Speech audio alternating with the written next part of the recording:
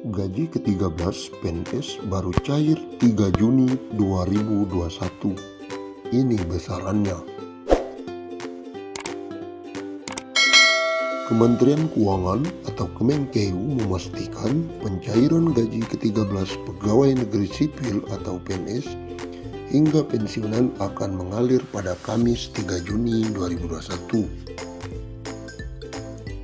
Kementerian atau lembaga dapat mengajukan permintaan pembayaran gaji ke-13 ke KPPN, Kantor Pelayanan Pembendaharaan Negara, mulai 2 Juni dan KPPN melakukan pencairan mulai 3 Juni, kata Direktur Jenderal Pembenaran Kemenkeu Hadianto kepada Kompas.com.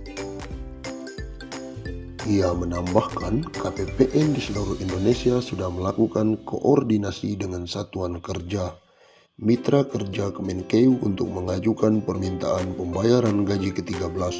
Setelah itu permintaan tersebut akan diproses.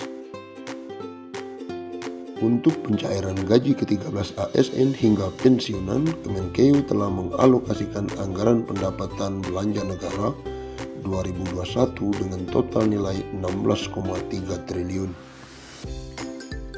Perkiraan kebutuhan anggaran untuk pembayaran gaji ke-13 adalah sebesar 7,6 triliun untuk aparatur negara dan sebesar 8,7 triliun untuk pensiunan, ungkap Hadi. Menurut dia, komponen pembayaran gaji ke-13 sama dengan pembayaran tunjangan hari raya atau THR, yaitu gaji pokok ditambah tunjangan melekat. Informasi saja, nominal gaji ke-13 tertuang dalam Peraturan Menteri Keuangan Nomor 42/PMK.05/2021 tentang petunjuk teknis pelaksanaan pemberian THR dan gaji ke-13 kepada aparatur negara, pensiunan, penerima pensiun, dan penerima tunjangan tahun 2021 yang bersumber dari APBN.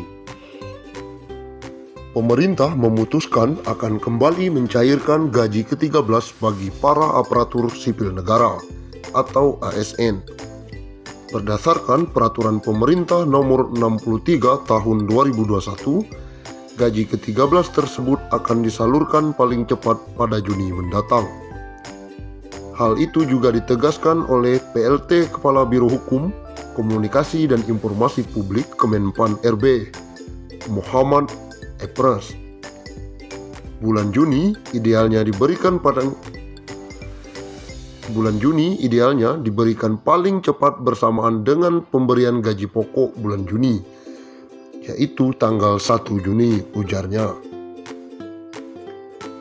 Yang akan menerima gaji ke-13, 1. PNS, 2. prajurit TNI, 3. anggota Polri, 4. pejabat negara, 5. penerima pensiunan atau tunjangan, yang ke-6 penerima gaji ke-13 lainnya yang diatur dalam PP nomor 63 tahun 2021.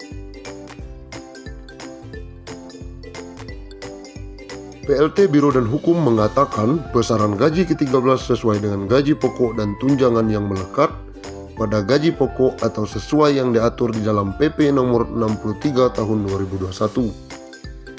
Sesuai pengaturan yang diterima saat ini. Sebelumnya, Presiden Joko Widodo mengatakan bahwa gaji ke-13 diberikan saat ajaran baru. THR dibayarkan 10 hari kerja sebelum Hari Raya Idul Fitri. Dan untuk gaji ke-13 akan dibayarkan menjelang tahun ajaran baru anak sekolah, tutur Jokowi dalam konferensi pers di Malang. Menteri Pendayagunaan Aparatur Negara dan Reformasi Birokrasi Menpan RB Cahyo Kumolo memastikan dana pensiun PNS akan diterapkan dengan jumlah iuran pasti atau purely funded. Terkait pemberian jaminan pensiun, pemerintah akan melakukan reformasi sistem pensiun berdasarkan iuran pasti, kata Cahyo beberapa waktu lalu. Sayangnya, skema ini belum bisa terrealisasi karena pandemi COVID-19 yang melanda sejak tahun lalu. Pemerintah fokus melakukan refocusing anggaran untuk kesehatan dan bantuan sosial atau bansos. Sebenarnya pada awal Januari 2020 sudah ada inisiatif mengadakan rapat di Kemenkeu yang undang Pak Mendagri dan kami juga untuk membahas detail, katanya. Ini tapi karena ada pandemi COVID-19 sehingga konsentrasi anggaran untuk infrastruktur kesehatan dan bansos, sehingga ini belum sempat dibahas tuntas. Perubahan skema pensiun ini dilakukan sebagai salah satu langkah untuk memberikan uang pensiunan yang lebih besar kepada PNS saat habis masa kerjanya. Selain itu, skema terbaru ini juga akan mengurangi beban APBN. Saat ini APBN harus mengeluarkan anggaran sekitar 120 triliun setiap tahunnya untuk pembayaran pensiunan. Pembayaran pensiunan setidaknya diberikan kepada pensiunan PNS, TNI, Polri yang jumlahnya sekitar 3,1 juta orang. Kepala Badan Kepegawaian Negara Bima Arya menyebutkan pembahasan skema pensiun puli pundit masih bergulir pembahasannya di Kementerian Keuangan, namun akan segera selesai agar bisa diterapkan dalam waktu dekat. Skema dana pensiun PNS PSU Go yang masih berlangsung hingga saat ini adalah skema dana pensiun dari hasil iuran PNS sebesar 4,75% dari gaji yang dihimpun PT Taspen ditambah dengan dana anggaran pendapatan dan belanja negara. Sementara dengan skema puli pundit, uang pensiunan yang diterima PNS akan lebih besar karena iuran yang dikenakan adalah persentase dari take home pay yang jumlahnya lebih besar. Sehingga yang pensiunan yang diterima jumlahnya akan lebih besar dari skema saat ini.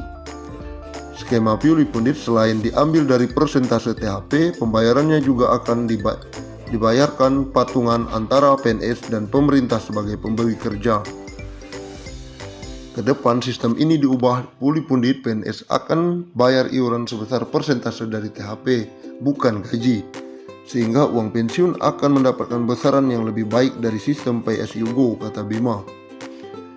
Skema Dapun PNS saat ini, kata Bima, membuat pembayaran iuran PNS sangat kecil karena dari gaji pokok, sehingga saat pensiun mendapatkan tunjangan hari tua sekaligus yang jumlahnya dinilai tidak mencukupi. Menteri Pan-RB periode 2016 sampai 2018 Asman Abnur sebelumnya lengser dari jabatannya sempat mengatakan salah satu negara yang bisa menjadi tolak ukur dalam melaksanakan skema pensiun puli pundit adalah Korea Selatan. Menurut Asman, negara ginseng tersebut memberlakukan dana pensiun sebesar 20% dari gaji pokok, di mana 10% dibayar pemberi kerja dan 10% sisanya dibayar oleh PNS. Skema ini dianggap lebih baik dalam memberikan dana pensiun. Sebagai contoh, uang pensiun yang diterima PNS Korea Selatan mencapai 4.000 US per bulan, sementara uang